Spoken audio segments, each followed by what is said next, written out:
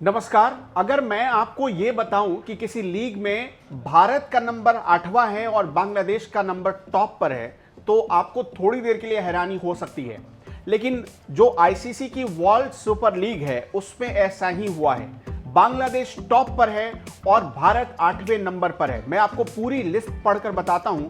पहले नंबर पर बांग्लादेश है, दूसरे नंबर पर इंग्लैंड है, तीसरे नंबर पर पाकिस्तान है, चौथे नंबर पर ऑस्ट्रेलिया है, पांचवें नंबर पर न्यूजीलैंड है, छठे नंबर पर अफगानिस्तान है, सातवें नंबर पर वेस्ट इंडीज है और आठवें नंबर पर भारत है, नौवें नंबर पर जिम्बाब्वे है, सबसे आखिरी नंबर पर श्रीलंका है।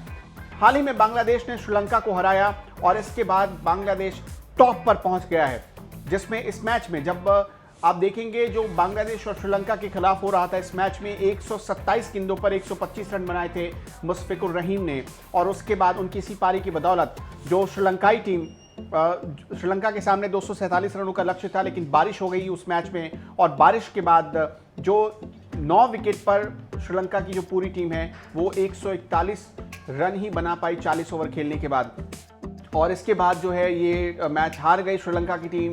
इस मैच को जीतने के लिए और पूरी सीरीज जीतने के लिए बांग्लादेश को 50 एक्स्ट्रा पॉइंट्स मिले और इसके बाद बांग्लादेश की टीम टॉप पर पहुंच गई है अगर इस लीग में बात करें तो। लेकिन इसका मतलब क्या होता है, सुपर लीग का मतलब क्या होता है? बांग्लादेश की टीम टॉप पर पहुंच गई, उससे क्या होगा? और भारत की टीम 8वें नंबर पर है, उससे क्या होगा? ये भी आपको समझना होगा। सुपर लीग क्या है, सबसे पहले ये समझिए।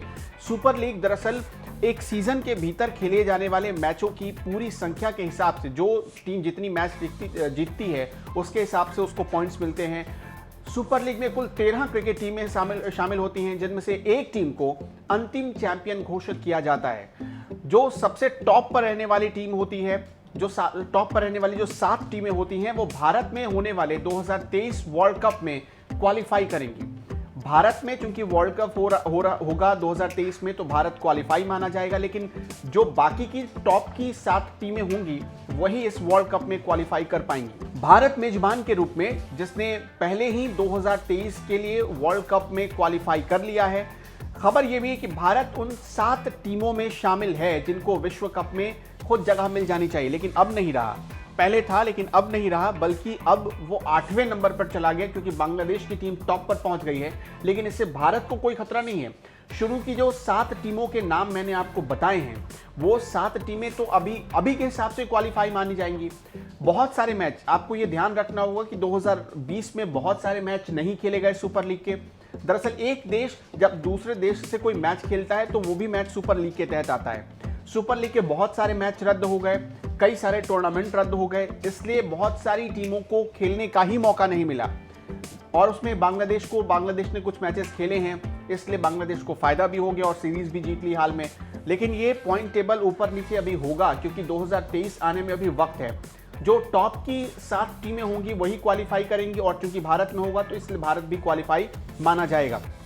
13 टीमों में कौन कौन सी टीमें हिस्सा लेती है, मैंने आपको 13 के नाम बता दी। एक बार फिर बता दें, इसमें ऑस्ट्रेलिया है, इंग्लैंड है, न्यूजीलैंड है, भारत है, बांग्लादेश, श्रीलंका, पाकिस्तान, जिम्बाब्वे और इसके अलावा अगर आप देखेंगे आयरलैंड और नीदरलैंड के साथ साथ अफगानिस्तान भी है। ये 13 टीमें इसमें शामिल होती हैं, खेलती हैं मैचेस।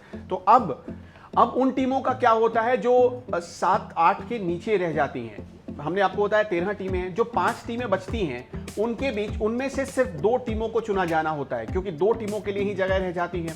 तो ऐसे में एक और क्वालिफाई मैच होता है और उस क्वालिफाई मैच में जो बेस्ट 2 टीम होती है, जो अच्छा खेलती है, जिसे सबसे ज्यादा पॉइंट्स हासिल होते हैं, उन 2 टीमों को वर्ल्ड कप के लिए क्वालिफाई मान लिया जाता है। अभी भारत को बहुत सारे मैचेस खेलने, बहुत सारी सीरीज खेलनी है, तो इसलिए अगर आप भारत के फैन हैं तो आपको निराश होने की ज़रूरत है नहीं। लेकिन वैसे भी आपको निराश होने की क्यों ज़रूरत नहीं, क्योंकि भारत में ही वर्ल्ड कप होना है, इसलिए क्वालिफाई माना जाएगा भारत। अब ये अंक बांटे कैसे जाते हैं इसे समझिए। बहुत सरल तरीका होता है। जीत के लिए जो टीम जीतती है उसे 10 अंक दिए जाते हैं और हारने पर 0 अंक मिलता है, यानी 0 अंक मिलते हैं। अब जैसे बांग्लादेश की टीम ने 5 मैचों की सीरीज जीत ली तो उसे 50 अंक मिले। एक टाई, ड्रॉ या रद्द होने के मामले में जो 10 अंक होता है उसे दोनों टीमों के बीच आधा आधा डिवाइड कर दिया जाता है, यानी 5-5 नंबर डिवाइड कर दिया जाता है। ये सुपर लीग में अंक बांटने का फॉर्मूला होता है।